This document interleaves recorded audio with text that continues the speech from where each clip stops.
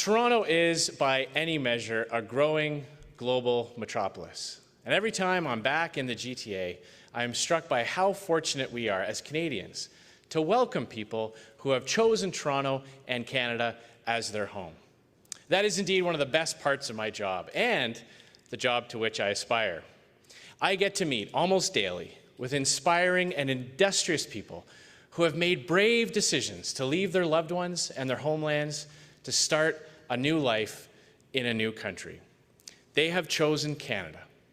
And almost to a person, newcomers to Canada and those who have come in previous generations are united by the same dreams we all share. They want a shot at full freedom and dignity, opportunity and prosperity.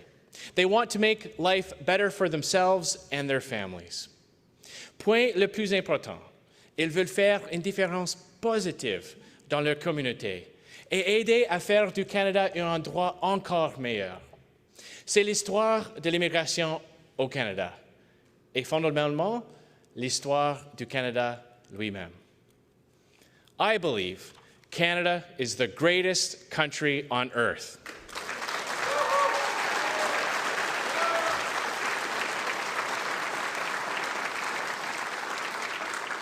But this is no accident, nor was Canada's greatness automatically assured.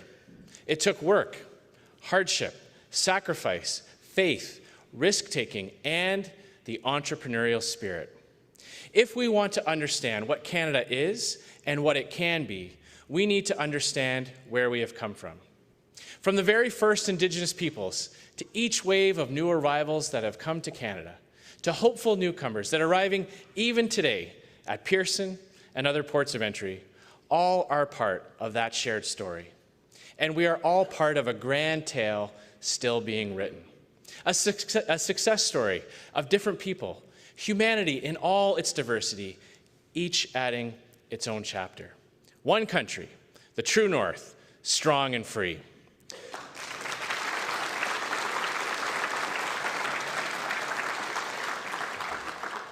Now together, we have built Canada into greatness, despite great odds. Just think of the hardship and suffering faced by the original First Nations, or the earliest European settlers to arrive. Yet each successive wave of new arrivals not only survived, they thrived.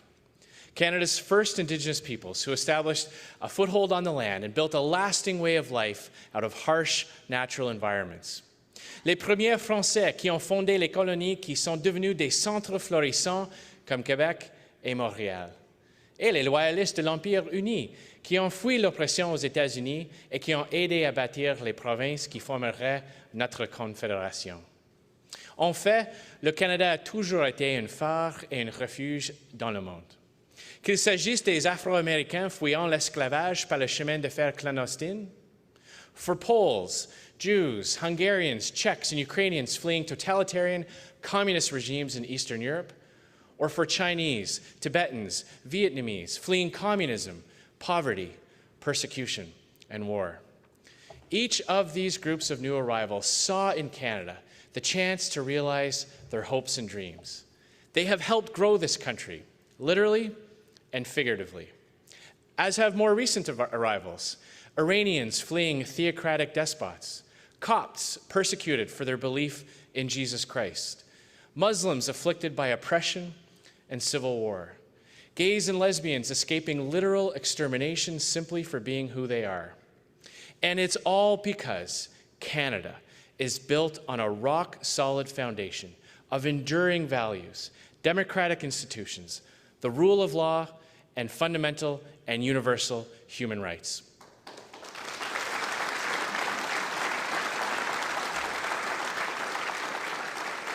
And we absolutely must protect these values because they are what set us apart. They allow Canada to offer what so many other countries simply cannot. The freedom to preserve and pass on their cultural traditions and the opportunity to live in peace with those around them. And the economic freedom that so many governments around the world deny their people. And that economic freedom that ensures that hard work pays off, that gives people the ability to work towards their dreams and choose their own path in life. But with each passing day, Justin Trudeau and the Liberals undermine this proud legacy.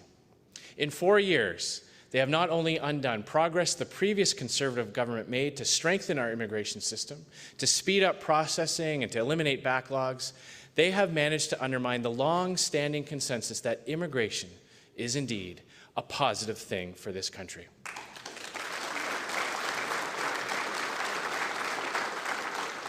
Sadly, under Justin Trudeau, a record high number of Canadians believe that immigration should be reduced. Worse, Canadians have lost faith in the fairness of our system. They now question the integrity of our borders, and they're less confident about newcomers' ability to integrate fully and contribute to our shared prosperity. Now, Canadians rightly expect that our immigration programs will lead to new arrivals being fully integrated into Canadian society and Canada's economy. But if that system begins to break down, as it has under Justin Trudeau, public support breaks down as well. The numbers are almost hard to believe. Depuis 2017, plus de 43 000 personnes sont entrées illégalement au Canada en provenance des États-Unis, qui est toujours l'un des pays les plus libres, les plus sécuritaires et les plus prospères du monde. Ça coûte plus d'1 milliard de dollars aux contribuables et ce chiffre ne cesse d'augmenter. Among the people I hear from most often on this point are new Canadians themselves, people who have played by the rules and arrived in Canada fair and square. They are the most offended at Trudeau's status quo, where some are able to jump queues, exploit loopholes, and skip the line. And like you, Conservatives have questioned the current government's ability to preserve the integrity of our immigration system. Now, Justin Trudeau and his ministers responded how they always do when confronted with criticism, with more rhetoric and personal attacks. In fact, even before I started speaking here, the Liberals already put out a statement on what I was going to say without having even heard it. That's what we can expect from this party in the lead up to the next election. Now, I think we can all agree that we should be able to have an immigration debate in this country without the government calling the people who criticize their failures racists and bigots.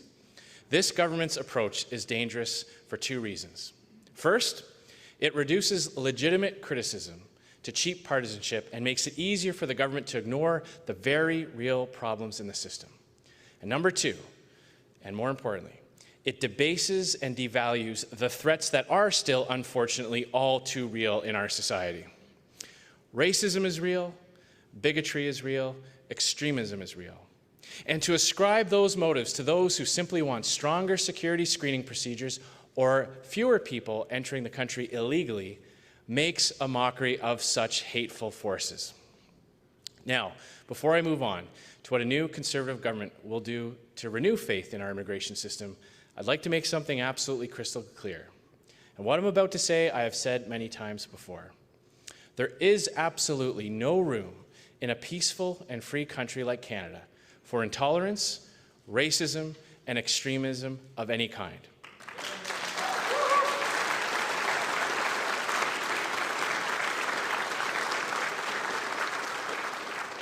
And the Conservative Party of Canada will always make that absolutely clear.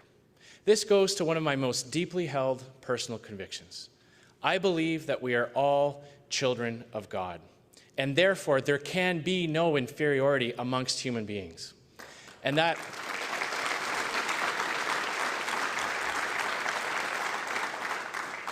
equal and infinite value exists in each and every one of us. And I find the notion that one's race, religion, gender, or sexual orientation would make anyone in any way superior or inferior to anyone else absolutely repugnant. And if there's anyone here who disagrees with that, there's the door. You're not welcome here.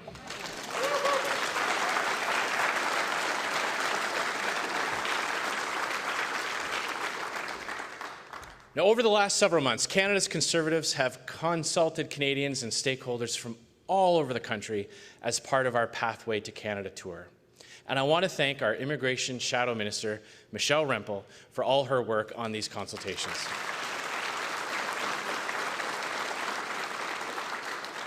These consultations have concluded, and what we heard from Canadians and newcomers was clear.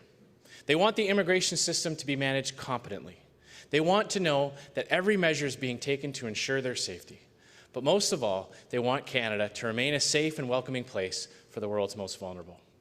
Nous entendons des préoccupations sur l'échec à assurer que les normes de traitement sont respectées pour les immigrants qui veulent venir au Canada de manière légale, sur les services d'intégration inadéquats pour les nouveaux arrivants, about backlogs and delays in the system for legitimate refugees and asylum seekers fleeing violence and persecution, and about ballooning costs to manage the ongoing situation at Canada's border with the United States.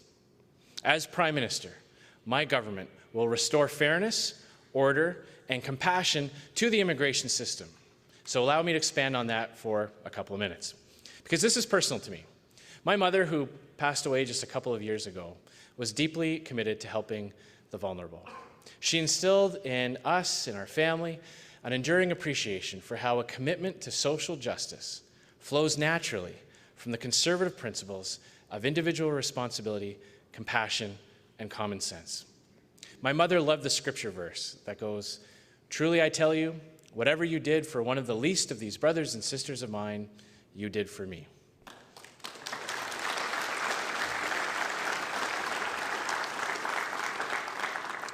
One of the last causes my mother took on before she got sick and wasn't able to be as active as she was to serve on the refugee committee at our local parish in Ottawa at the outset of the Syrian civil war.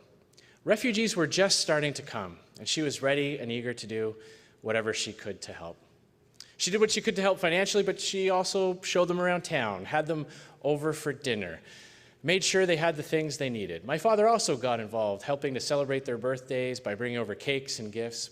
It was deeply moving for me to see, as my mother received medical treatment before her death, how those same refugees visited her in the hospital to return the love and compassion that she had shown to them. And it reinforced for me how Canada must continue to be that place for those truly in need. This strikes at the very fairness of Canada's immigration system. And there is absolutely nothing fair about forcing the oppressed and the persecuted, like the Syrians my mother helped, to wait longer for Canada's help while others cross the border illegally from places like upstate New York. Tout comme il n'y a rien ordonné avec les individus considérés comme des menaces pour la sécurité nationale qui entrent au pays, obtiennent la résidence et touchent des prestations. Ou les centaines de membres des cartels de drogue qui viennent du Mexique et faire des affaires au Canada parce que le gouvernement a levé les exigences de visa pour les ressortissants mexicains. And just like there is nothing compassionate about Yazidi genocide survivors, already without proper mental health treatments here in Canada, having to fight the government to be reunited with their families. This government has failed on these and so many other counts, and in doing so, has degraded Canada's standing as a place able to welcome and be safe for those in need. And friends, while history and humanity alone would be enough for Canada to uphold this proud legacy, there are frankly important and concrete economic arguments to be made as well. Like many Western countries, Canada is facing a massive demographic shift in the coming decade. As baby boomers retire, we will need workers, innovators, and risk takers to sustain a thriving economy and ensure we can maintain the high standard of living that we Canadians enjoy and rightly expect. We need the world's best and brightest to choose Canada. And we want them to integrate fully, socially and economically, to contribute, as previous generations have done, to building the Canada we know and love, and to ensure it remains the great country it always has been.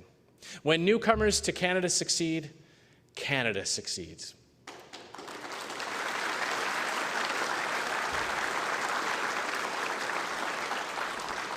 A safe, orderly, and compassionate system can ensure new arrivals make the most of their new lives in their new homeland.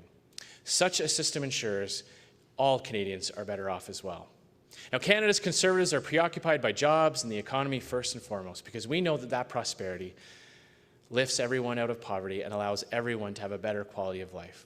So you'll hear me talking about those two topics often, because this current government ignores them. We in the Conservative Party understand that immigration done right is good for the economy, good for jobs, and good for people who have chosen to come to Canada.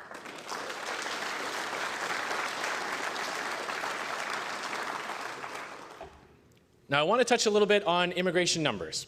Because I think in a lot of ways this topic has become a little bit of a red herring. There are those who say the number of immigrants in Canada that Canada admits is too high, and some have even made rash promises to reduce it without considering the economic impact. Similarly, there are those who say the number is too low and have set high targets without adequate integration services in place. In both cases, political purposes trump economic and social reality. As Prime Minister, I will set immigration levels consistent with what is in Canada's best interests.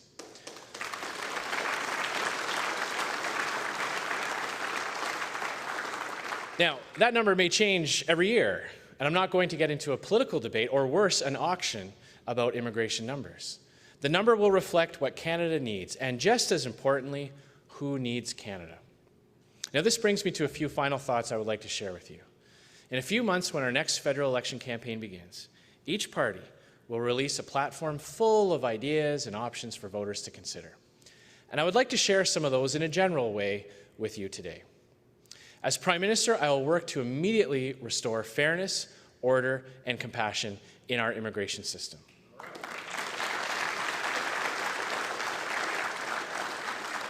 I will safeguard and emphasize economic immigration. I will stand up for families and ensure that spouses and children can be reunited. We will improve language training to ensure greater proficiency in English or French and newcomers' ability to succeed economically and socially. Nous allons traiter en priorité les gens qui font face à une véritable persécution, axer le patronage gouvernemental sur les victimes des 4 crimes d'atrocité et rétablir l'intégrité de notre système en soutenant l'application des règles justes. I will ensure that our system prioritizes people facing true persecution, focus government sponsorship on the victims of the 4 atrocity crimes, and restore integrity to our system by supporting the consistent application of fair rules. I will improve credential recognition and make it easier for new Canadians who have existing skills that meet our standards to ply their trades here. We all lose out when doctors and engineers are not able to practice their profession. I want them to come to Canada to do what they were trained to do.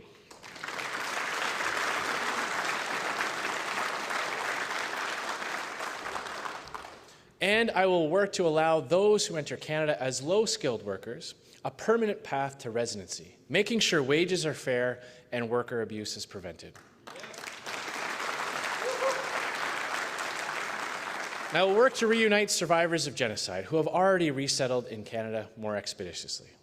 Now, as I stated earlier this month when sharing my vision for Canada's foreign policy, Conservatives will also bring back the Office of Religious Freedom so that we can protect our shared humanity and promote interest in the dignity of all people.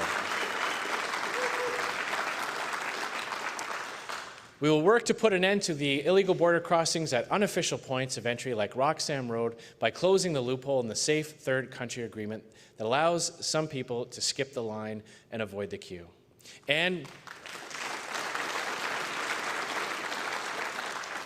we will do more to promote private sponsorships of refugees. You see, nothing can compare with the love and compassion that churches, synagogues, mosques, or service clubs offer to refugees. And the evidence backs this up. The government's own data shows that even more than a decade after they arrive, privately sponsored refugees earn more and depend less on government than those who came through government sponsorship. When churches, mosques, community groups, temples, synagogues, cultural associations made up of people like my mom, when they put their own money forward and devote their own time to help a refugee family, then they are deeply invested in the success of those refugees. Quand des églises, des mosques, des groupes communautaires et des associations culturelles offrent leur propre argent pour aider une famille de réfugiés, quand ils s'investissent pleinement dans la réussite de ces réfugiés, ces dernières se retrouvent dans des communautés existantes pour les soutenir. En comparaison, les réfugiés parrainés par le gouvernement se retrouvent plus souvent qu'autrement dans des hôtels. Right now, we hear time and time again from private sponsors that the government is getting in their way. We hear about how costs and needless red tape are being piled onto the good work they do, and how some caps are imposed arbitrarily. We can, in fact, do more for the most vulnerable if the government gets out of the way and works to better enable and support private sponsoring organizations.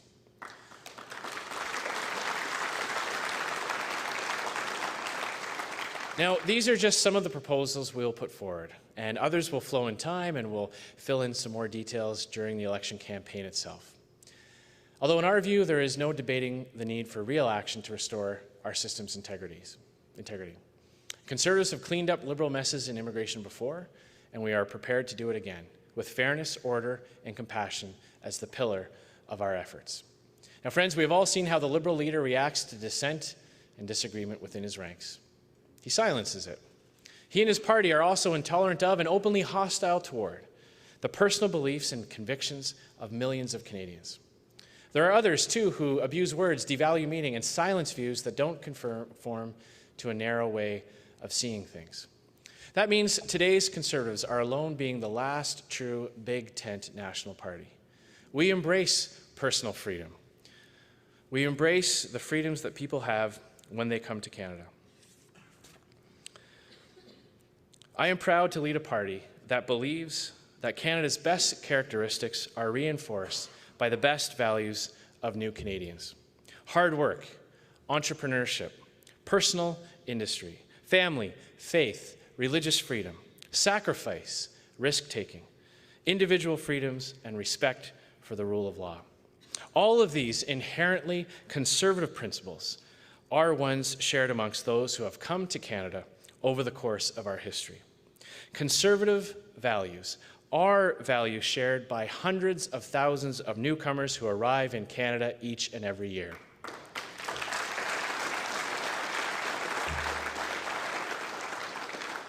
They are why so many people choose Canada.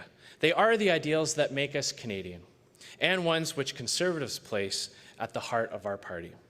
They are what Canada was built on and what Canada stands for, what new Canadians stand for. Les valeurs conservatrices sont les valeurs partagées par des centaines de milliers de nouveaux arrivants qui viennent au Canada chaque année. C'est pour ces valeurs que de nombreuses personnes choisissent le Canada. Elles sont les idéaux qui font de nous des Canadiens et Canadiennes, et elles sont au cœur du Parti conservateur. C'est sur elles que le Canada a été bâti. Elles sont ce que le Canada défend, ce que les Canadiens et les Canadiennes défendent. Now, Justin Trudeau says that diversity is our strength. But there is more to it than that. We have to focus on why Canada is diverse. The reasons why waves and waves of immigrants from all corners of the world have come to Canada. It is because we are free. Free to worship, and free to speak, and free to believe. It is because of our economic freedom that produces so much prosperity and opportunity.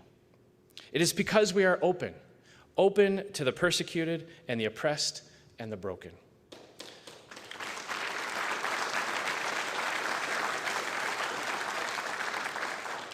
It is because we are equal in opportunity and equal before the law. It is because we are all these things that we are diverse. Diversity is the result of our strength, and our strength is and always has been our freedom.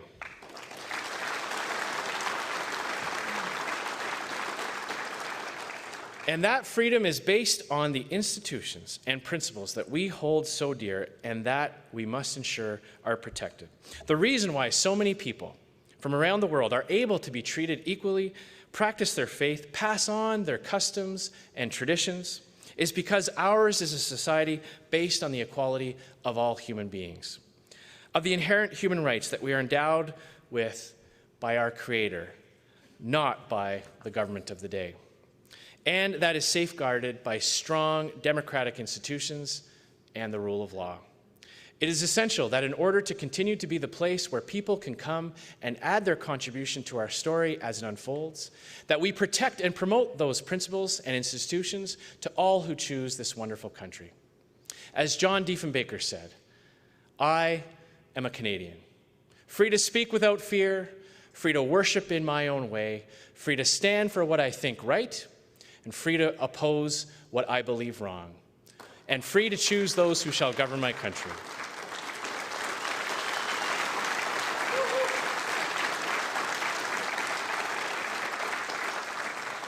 This heritage of freedom I pledge to uphold for myself and all mankind. These are the things that conservatives are fighting for all together come October. So I ask for your support and pledge you mine in this important cause. Thank you very much. Merci beaucoup. It's been a pleasure talking to you this evening. Thank you.